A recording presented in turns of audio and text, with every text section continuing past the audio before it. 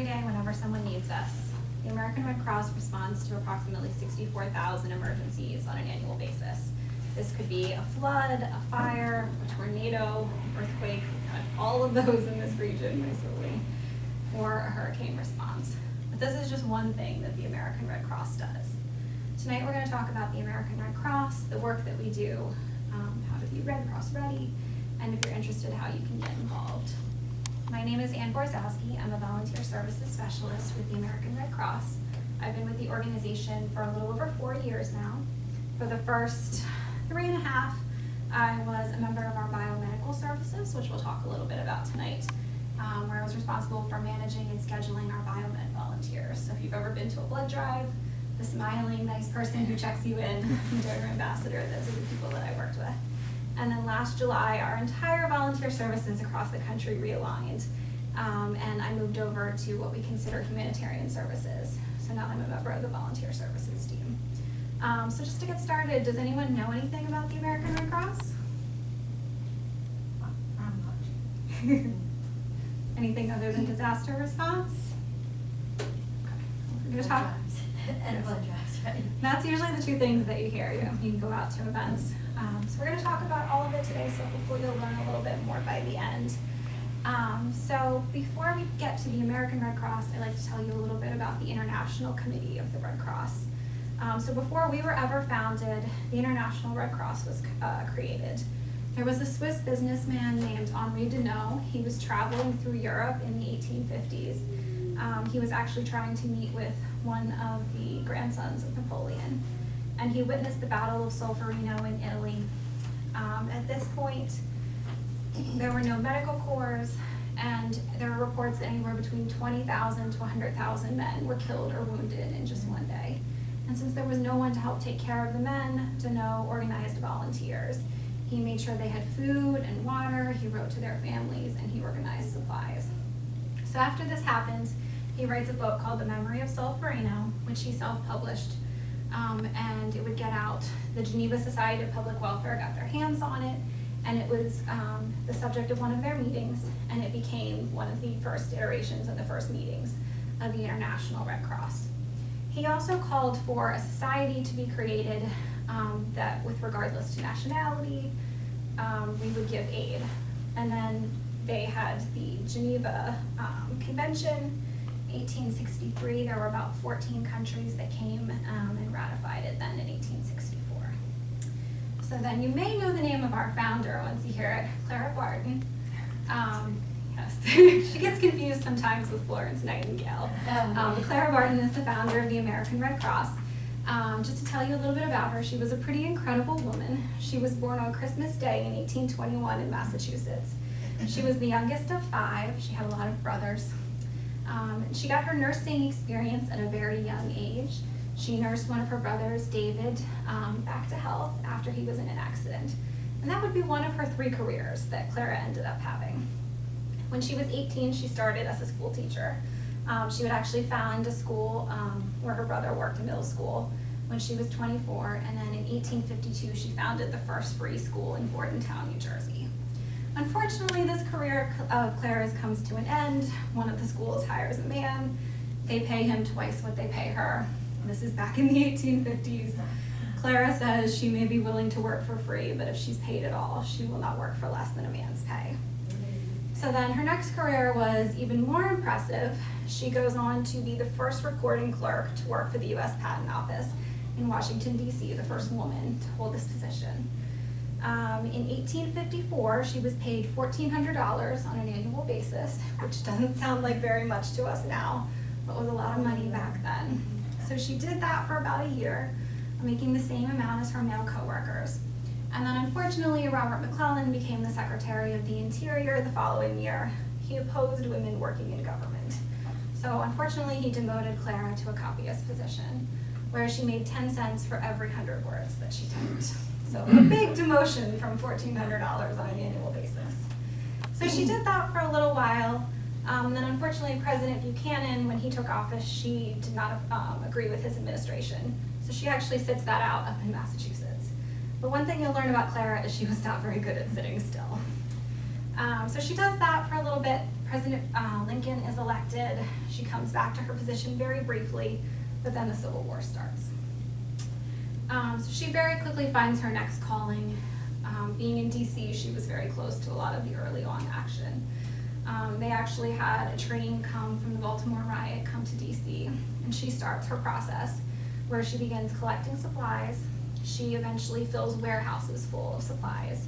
She would get permission later on to take these supplies to the battlefields and eventually to the field hospitals. So with no nursing experience at all, she begins this process where she collects supplies, gathers them, takes them to field hospitals, battlefields, nurses them in, and then repeats. Clara felt very drawn to this. A lot of the boys that she met were students that she taught when she was a teacher, particularly the 6th Massachusetts. She knew a lot of the men. So this is the beginning of the life of Clara's lifetime work and what will eventually be the foundation for the American Red Cross. Clara was at every major battlefield in South Carolina, Maryland, and Virginia. And I always like to let you know that because people ask if she was at Gettysburg. She was not at Gettysburg. She was in South Carolina at the time. You may also have heard her nickname, despite never having any nurse training. She was named the Angel of the Battlefield. And at one point, she was also named the head nurse of one of General Benjamin Butler's units. So Clara does this the entire war to the point of exhausting herself repeatedly, but just keeps doing the process over and over again. And then as the war ends, she wants to stay busy. And she, like I said, is not good at sitting around. She never really rests very well. So she is appointed by President Abraham Lincoln to start finding missing soldiers. So they create the Office of Correspondence with Friends of the Missing Men of the United States Army, probably the longest office title ever, on March 11th in 1865. And they received 63,000 requests of missing men during the Civil War. They are able to locate about 22,000 of these missing men, 13,000 of whom unfortunately died in Andersonville prison. Clara helps to make sure these men get recognition, helps to make sure their names are published.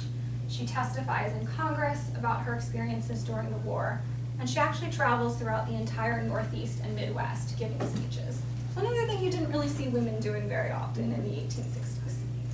So after this, she's completely exhausted.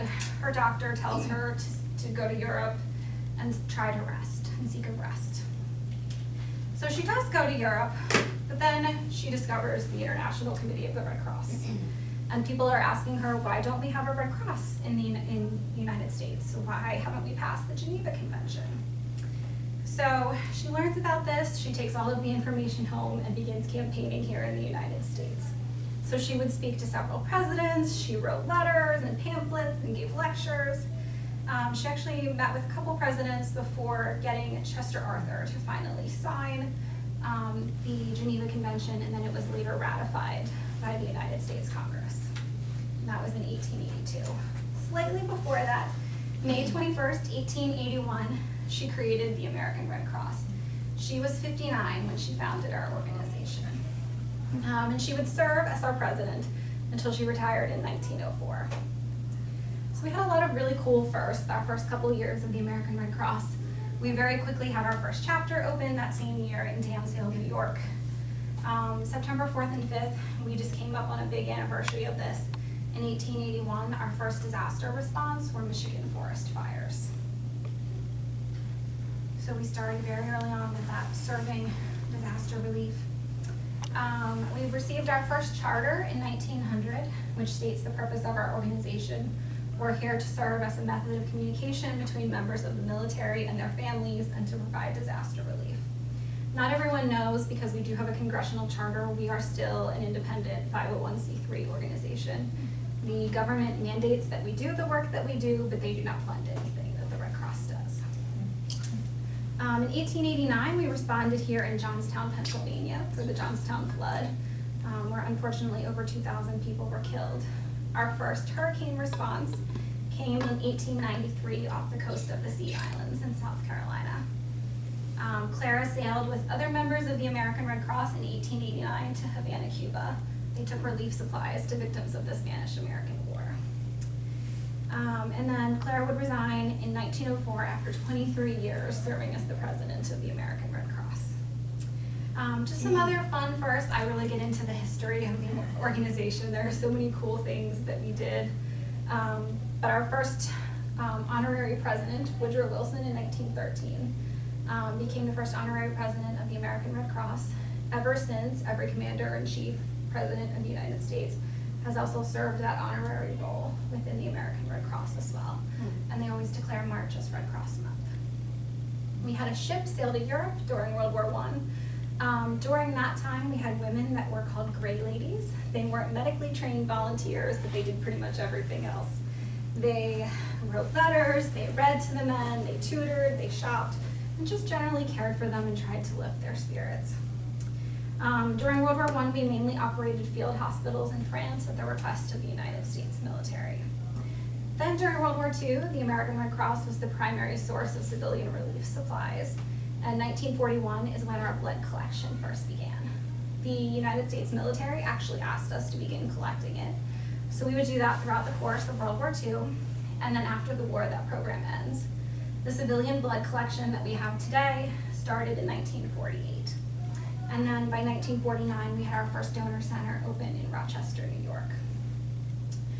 And by the next year, we had 31 centers across the country. And we'll talk a little bit more about all of the blood production that we have going on now. So just a little bit about the organization. The American Red Cross, and this is on your little agenda, we're here to prevent and alleviate human suffering in the face of emergencies. We do this through mobilizing the power of our volunteers, the generosity of our donors. We have a much longer vision statement, but it touches on every single thing the Red Cross does. We're here to make sure there are safe blood products. We're here to make sure there's disaster response. We're here to help serve members of the military and their families, and that everyone is trained and prepared when there's a disaster, and that they're able to use their Red Cross skills to save lives. There are 190 Red Cross and Red Crescent societies around the world. American Red Cross is just one of them. We all live by 7 fundamental principles, and these are things that I always train our volunteers when we go out and represent our organization. The first one is humanity. We're here to meet everyone's basic needs whenever they need it most. Impartiality, the Red Cross will help anyone and everyone. We go out whenever we're called to respond. Neutrality, we don't choose sides. As I mentioned, independence, we're not a government agency, we are a 501c3 nonprofit. Volunteer service, this is huge for our entire organization, but particularly for me. The Red Cross is over 90% volunteer run. So for every staff member like me, there are 15 volunteers, and we absolutely cannot do the work that we do without them. So we have over 300,000 of them across the country. Unity, we can only have one Red Cross or Red Crescent society. It has to be open and available to everyone. And universality, we come together to restore humanity and to provide relief. So as I mentioned before, we talked a little bit about disaster relief. Disaster is one of what we call our 5 lines of service. So disaster and blood are usually the 2 things people have heard the most about. So we're going to talk a little bit about them, but also our other 3 lines of service as well. So everyone knows hurricanes, that the American Red Cross will respond. One of the things we do locally is respond to emergencies here. So all of the flooding we had last summer, if there's a fire in Phoenixville, we will have a volunteer come out in the middle of the night at 2 a.m. if that's when the fire is, during the day. They will be there. We come out and we're actually able to provide financial assistance on the spot. So if you are unable to get back into your home for 48 hours, the Red Cross can actually give you a debit card right there that can help you, if you ran out without your shoes, if you don't have any toiletries, we can help provide those. If you don't have any friends or family nearby, we can help you get up in a hotel for a night or 2, just to help get you started back on your feet. We also have other basic comfort, toiletries, toothbrush, shampoo, all of that. And then we usually see the Red Cross blankets. A lot of times, especially if it's in the winter, someone will be wrapped up in a Red Cross blanket. But these volunteers are there to provide all of that, but also just some comfort to know someone is there, someone cares that this happened. I went on my first response last November, the day before Thanksgiving, and to see someone really not be able to get back into their home. And the day before Thanksgiving, that they're not going to get the insurance started the next day. So just to be able to provide someone with shoes, there was someone that had some friends and family nearby, but they didn't know if it was gonna work out, so they were able to get a night in a hotel. Just knowing someone cares. That's one of the things that the Red Cross does. We do it for fires, flooding, we will set up shelters as well. We had a huge fire in Overbrook this past December that we had a large shelter running for about 2 weeks in Philadelphia. So just one of the things that we do in addition to the hurricanes that you usually see our national response. 95% of the responders are actually volunteers, Red Cross volunteers, who sometimes they work full time and then they go out in the middle of the night and respond to a fire or a flood. And 90% of the things that we respond to are actually home fires. For fiscal year 18, our entire Eastern Pennsylvania region, which let me show you, all of the counties that are colored in. So all the counties around Philadelphia, Delaware, Montgomery, Bucks, Chester, Berks, Schuylkill, and up all the way to Susquehanna County is part of our region. So we have a pretty large territory that we cover. For the last fiscal year, we had over 1,000 disasters within our region that we responded to. We provided assistance for over 5,300 people and installed over 8,000 smoke alarms, and then trained 4,314 students in disaster preparedness. Since the most common thing that we respond to is home fires, we launched a campaign in 2014 called Sound the Alarm. So this is our attempt to be prepared and not just to respond. So this is a really fun event. We did one here in Phoenixville on May 11th. But we work with local businesses, we work with schools. Anyone in the community is welcome to come out and participate. And you don't have to be an official Red Cross volunteer. It's just a one-day opportunity. You come, we feed you breakfast and lunch, and you get a free t-shirt, which is usually a nice incentive as well. And for Phoenixville, we did one day. It was from 8 to approximately 1 o'clock. We made 132 homes in the community safer, and we installed over 372 smoke alarms with under 60 volunteers that came out to help us that day. We also have a really fun program if you have kids or grandkids called the Pillowcase Project. This was launched after Hurricane Katrina. During that, college students were putting all of their essential items in a pillowcase and fleeing their dorm rooms. So we started this program that's targeted 3rd through 5th graders. We go into schools, youth groups, Girl Scout troops, Boy Scouts, and they learn about thunderstorms and lightning and fire. And then they get a pillowcase at the end that they get to draw on, with the special fabric markers, things that make them calm and happy, pictures of their pets. They're all fantastic artists when they're in 3rd through 5th grade. And then they take them home and fill them with things that would make them calm, like toys and books, non-perishable food items that they can take if they would ever have to flee their home and go to a shelter. But they learn about having a rally point, staying out of their home. So we usually run into a lot of questions about pets, making sure that the pets are safe as well. But it's a really fun program that we do, and the kids seem to really enjoy it. Another element of our disaster response is the handout I gave you, the Red Cross Ready. It's as simple as 1, 2, 3. Get a kit, make a plan, be informed. So this goes into a little more detail. For example, some of the things you should have in an emergency kit, it's a pretty long list, so I don't like to read it to you when we go into a presentation. So things like non-perishable food items, water for at least 7 days for everyone in your household, prescriptions, a first aid kit. If you have cell phones, numbers for doctors, chargers. A lot of times nowadays we don't know the phone numbers of the people that we call, so it's good to have them written down as well. If your cell phone goes, you may not be able to call. Then know what kind of emergencies affect your area. Thankfully here in Eastern Pennsylvania, we don't see a lot of hurricanes, but we have had a lot of flooding lately. We have had some tornadoes, and we have actually had an earthquake up in Reading. But just knowing what's going to affect your area and being prepared. And then share that information with friends and family and make sure that they're aware as well. As I mentioned earlier, we do have a Red Cross emergency app that you can download on your phone.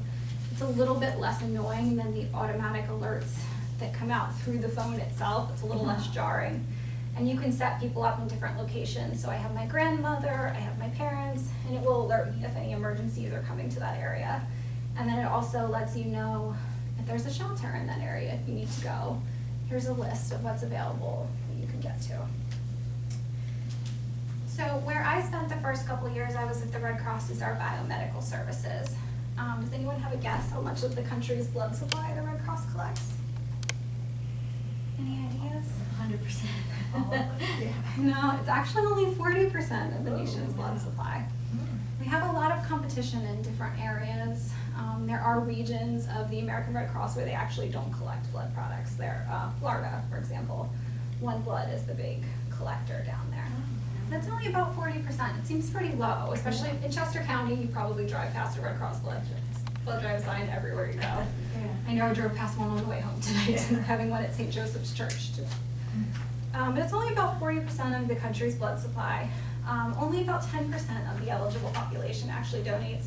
So if you are a donor, you've donated in the past, and you get lots of phone calls, that's usually why we're always in a need. The summer is always a big appeal. Schools, colleges and universities and high schools is a big part of where we get our blood supply, and they don't run over the summer. People are on vacation, so we are just always in need of blood. When something happens, it has to be the blood that's on the shelf. So, for example, that big nightclub shooting in Orlando a couple years ago, we had a huge blood drive with Preston and Steve from WMMR at the Valley Forge Casino a couple days after. And we literally had people out the door wanting to help, which is amazing, but it's not that blood that's going to go and help then people, when something happens. Or if you're in a region and there's a hurricane and you can't have all the blood drives. It's nice with the Red Cross because you can actually cross state lines if needed. We can move our blood around as needed. Only about 45% of the population has O blood, and 7% are universal donors, O negative. We also have donor centers. It's hard to remember. And if you've never been typed, too, it depends. We do have donor centers in the area as well. Westchester has one. These centers run 7 days a week, Sunday through Saturday, and they're usually open at least 7 hours a day. This is where we do a lot of our platelet and plasma collection. If you go to a regular blood drive in the community, they will usually only collect whole blood. And then what we call power reds. Power reds, if you are A negative, B negative, O positive, or O negative, and you weigh, as a woman, about 150 pounds, or a man, 130, you're able to give. These are really critical for cancer patients, for trauma. It's that blood that everyone needs on the shelf. So they actually are able to give 2 units of blood at one time. And then they only end up giving 3 times a year. So it cuts down on their time. We filter everything other than the red blood cells out, and then they get the saline and everything else back into their arm. So a lot of times they end up feeling better as well. Every time you donate blood, you can save up to 3 lives. So if you've ever donated blood, even once, that's making a huge difference. We have a lot of donors who have been doing it their entire lives that are up to gallons that they've given with us. So just think about how many lives they're saved.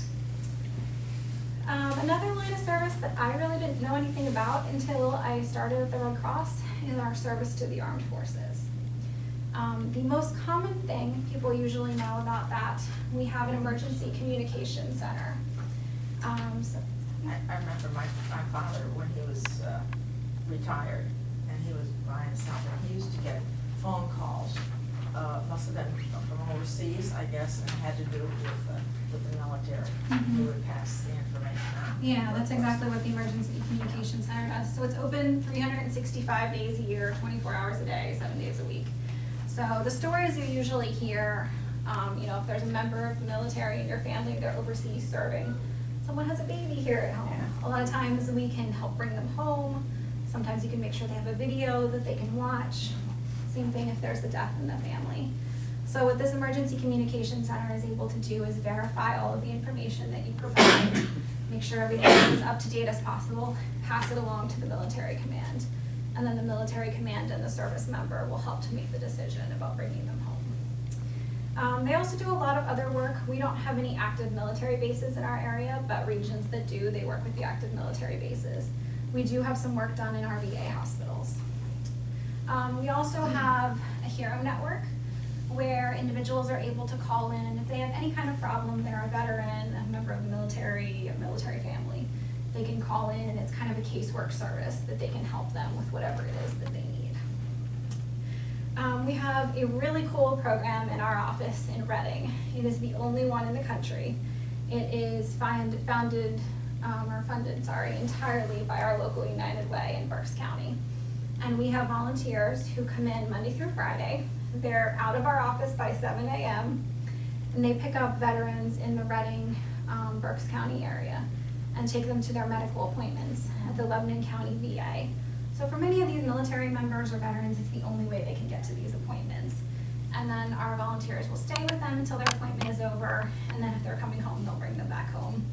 And then occasionally, if it's nice, like it's been this summer, there's a fruit stand that they really like to stop at. Sometimes that's the only time these veterans get to get out of their home. So we have some very wonderful, dedicated volunteers, some of which who are veterans themselves, who do this every single day. And I think they're honestly some of the happiest, nicest volunteers that we have. We also have training services, so you may have heard of that and just not associated it with the Red Cross. We have CPR, we have first aid, AED, basic life support. I know when I was little, I had babysitting training from the Red Cross. We do swimming, and we also recently started offering opioid and severe bleeding classes as well.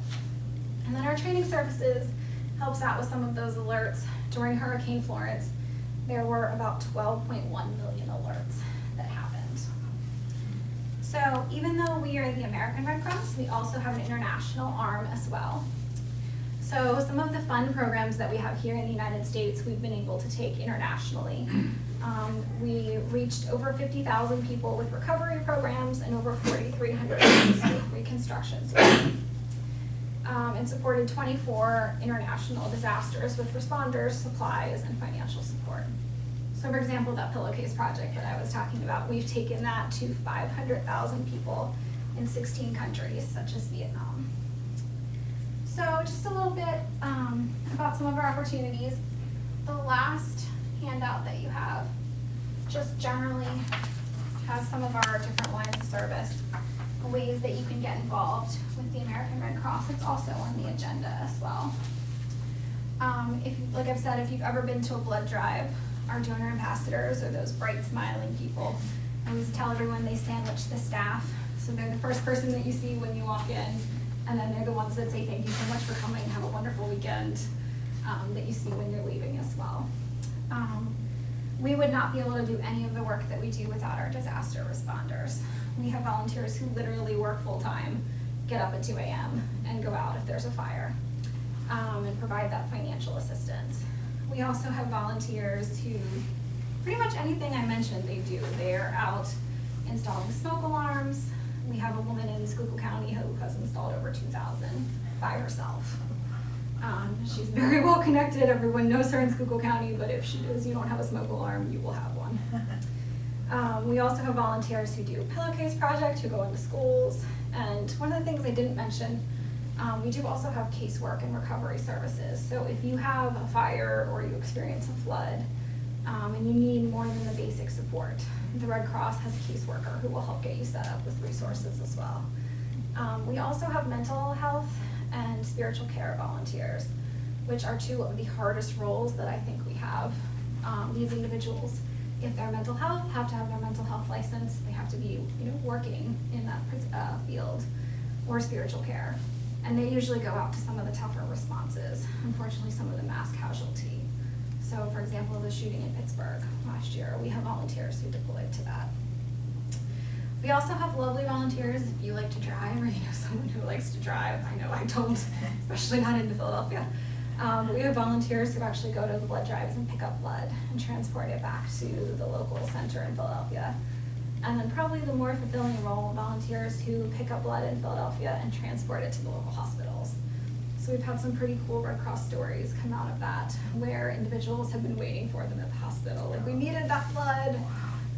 We've also had a story of someone who got stuck in the elevator with the son or daughter of the person who was actually receiving the blood products. So they get a little more of that appreciation just because you see how desperately the blood product is needed. Same thing for our service to the armed forces. We have caseworker roles. We have a lot of training and stuff that they do as well. So that is pretty much it for today. Does anyone have any questions? I hope you all learned something about the Red Cross. Yes, I had no idea. No idea that there's I have to share this. Too bad my daughter didn't come, because she'll be volunteering tomorrow. She loves to volunteer. She'd be this smiling. It's really fun. A little annoying, you know, after a while. I used to go out when I was in blood drives. We had some that were critical. We have some that are on buses, and that we really need someone to be able to handle the registration process. But I don't like them as much because you don't get to see people afterwards. I always told everyone my favorite is the refreshment area, and it's not because of the snacks, but we have good snacks. It's because you really get to sit and talk to our donors, and they'll tell you how long they've been donating blood, if they have a Red Cross story.